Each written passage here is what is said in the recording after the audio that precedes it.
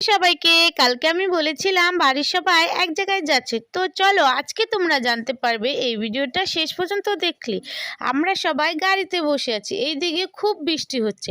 আমরা সবাই পৌঁছে গেলাম বাবার ধামে, আমাদের এখানে জাগ্রত শিব মন্দির। তো সবাই গিয়েছিল গাড়ি আনতে, আজ আমরা এসেছি শিব মন্দিরে পুজো দিতে। আমরা সবাই বারান্দায় দাঁড়িয়ে আছি, এদিকে খুব বৃষ্টি হচ্ছে। মন্দিরের সামনে একটি দিঘি আছে, আমরা সবাই একটু ছবি তুলে নিলাম। তারপর গাড়ি পুজো দেখতে এলাম। গাড়িটা আমার দেওর কিনেছে। ঠাকুর মশাই গাড়ির সামনে মঙ্গল চিহ্ন দিয়ে ফুল বেলপাতা ধূপকাঠি দিয়ে পুজো শেষ করলো।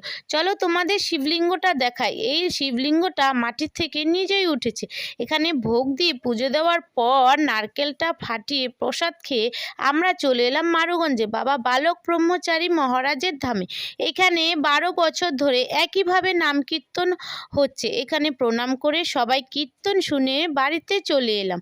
তো আজকের ভিডিওটা এই পর্যন্তই, আবার দেখা হবে কালকের ভিডিওতে। ততক্ষণ তোমরা ভালো থেকো, টাটা সবাইকে।